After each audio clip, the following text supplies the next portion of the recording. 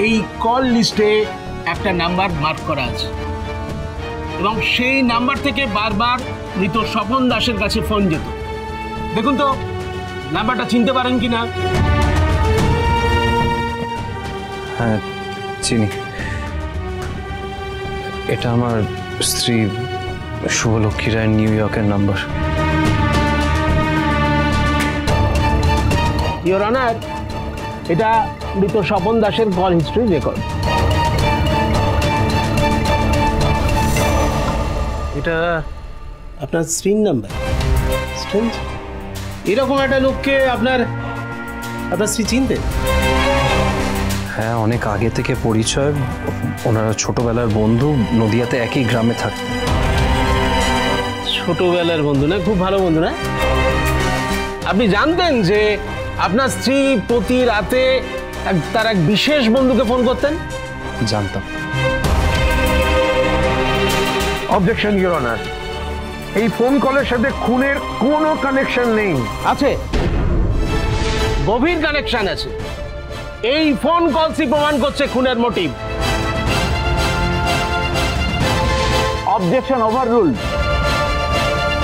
Your honour, এই phone call থেকে হত্যার মোটিভ একদম ক্লিয়ার। অভিযুক্ত আদ্রিত রায়ের স্ত্রী বিয়ের পর নিউ ইয়র্কে গেলেও তার পুরনো বন্ধুকে কিন্তু ভুলতে পারেননি। তিনি প্রতি রাতে নিয়ম করে স্বপন দাসকে ফোন করতেন এবং স্বপন দাসের সঙ্গে এই ঘনিষ্ঠতা আদ্রিত রায় মেনে নিতে পারেননি। তার মনে হয়তো সন্দেহের উদ্রেক হয়েছিল এবং এই সন্দেহের বশবর্তী হয়েই আদ্রিত রায় কলকাতা আসার পরেই স্বপন দাসকে খুন করেন।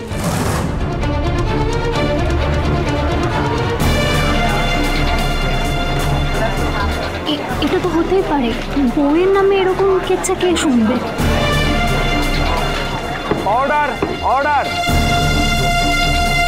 মিথ্যে কথা, মিথ্যে কথা, এগুলো সব মিথ্যে কথা। আমার স্ত্রীর চরিত্র নিয়ে আমার কোনো সন্দেহ নেই। আপনি কিছু না জেনে শুনে আমার স্ত্রীকে এরকম ভাবে অপমান করতে পারেন না, আপনি ভুলভাল বলতে পারেন না। Order, order, order. Mister Adrit Roy, আপনি শান্ত হন। শুধুমাত্র আপনাকে যে প্রশ্ন করা হবে তারই উত্তর দেবেন। মিস্টার সেনগুপ্ত, আপনার কোনো প্রশ্ন আছে? No your honour.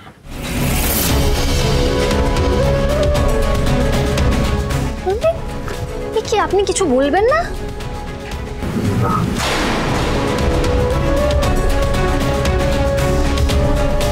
উনি এত বড় মিথ্যেটার কোনো কাউন্টার করলেন না কেন? আপনি আসতে পারেন।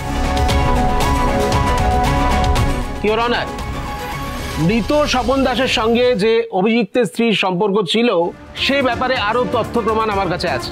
আমার পরবর্তী সাক্ষী মৃত স্বপন দাসের বোন স্বপ্না দাসকে কাঠগড়ায় আনার অনুমতি চাইছে। অনুমতি দেয়া হলো।